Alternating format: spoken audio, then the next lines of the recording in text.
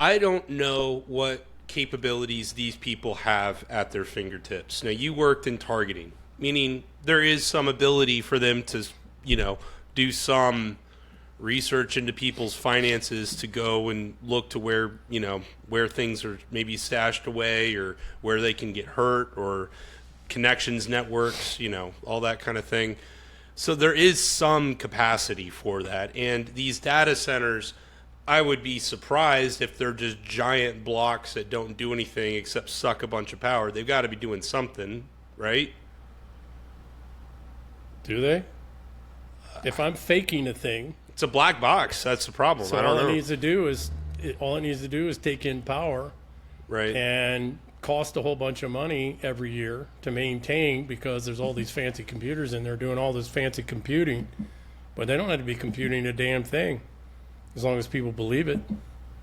That's what I get back to Bitcoin. It's why I despise Bitcoin. The only reason it works is because people believe. Because people have believed in this illusion of a thing, right? We're linguistic monkeys, and it's really easy to fool autist. You just throw some words in there and some math formulas and a little WYSIWYG, and you help them make a little money, and maybe they can buy a Rolex or a Lamborghini and maybe sleep with a prostitute once or twice, and now you got the autist locked in. Yeah. And they can believe it, because look at what that did in their own life. Yeah. Yeah. Right? So again, it's back to, where are we? We have not come any further than the Pharaoh, a power system based off of the Pharaoh's ability to regulate the flow of the Nile. Pharaoh today has no more power to control that than he did then. But he's got just as much ability to fool us that he does. Now it's had to get more complex and sophisticated, the foolery, right, across all these dimensions, for us to do it, because the human animal is extraordinarily intelligent, right? And we see through shit. And we see through shit a lot faster now that we can all talk to each other, right? Yeah. But just people have got to shift gears. 99% of what we think they can do, they can't. They can fake it. And they have every reason to fake it, because that's where that's what the whole, and I want to put it in one more very succinct way, and I think this conversation, because it helped me, now this one's going to stick, right? The U.S. financial credibility is based off of our ability to fake an economy. It's based off of how good their ability is to fake it. Not just an economy, but fake everything. So, and honestly, that's pretty much the way most people are. Except for Russia, and except for China, but even there to a certain degree. Right? China actually has to make things, at least, and ship them and sell them, and there's a bunch of fake shit there too. Russia has to actually extract minerals and resources and move them to somebody, and produce, manufacture things for their own markets, etc. And most of that's real, but there's fakery there too. All we've been doing increasingly since Prohibition, with the exception of the World War II period, is we've been faking it real good. And the British Empire has been faking it real good since 1688. And we're going back to, I hope, going to a period of time to where we're not going to be able to fake it anymore, because the people won't accept it anymore. Well, we also don't have to. Like you said, we have plenty. Yeah, well, that's the thing, right? Okay, so the book, The Sovereign Mind, people really should read it. It's out now. Give me a second.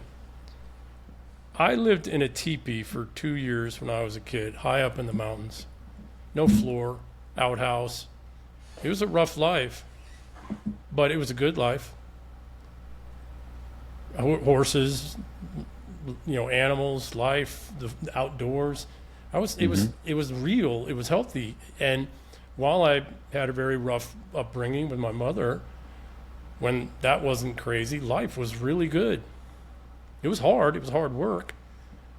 But I had a whole lot more time available to me. I'd have to think about a fraction of the shit I have to think about every day now.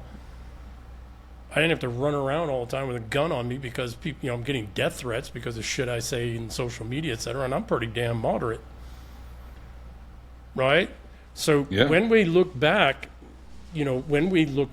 people actually had it really good in the Dark Ages. They had it really good before industrialization. They worked on average about 25 hours a week, and that depended on the season and the time of the season. And they had a lot of time for leisure. That's why they were able to figure out all this complex shit that we have. Right? Why is all the great scientific advances made in the 1600s? Well, because those people had a lot of leisure time. They didn't have to go to the office 9 to 5 and commute 2 hours each fucking way. Right? That's right. Yeah. Exactly. Yeah, that makes sense. So when we look at the world, are we better off?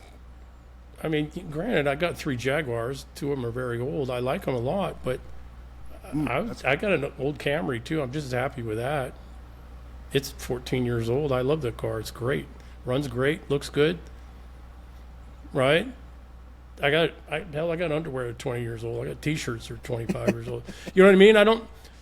You don't need all this shit that they're selling you, this consumption and all this other kind of stuff, right? We don't need it to be happy. In fact, it takes away from happiness. The happiest people I've ever known, genuinely happiest people I've ever known in my life were all poor people. Mm-hmm. Yeah. And that's some people who were cash poor. They had old, homes, and they had things that would sometime their family had money, etc., but they were cash poor.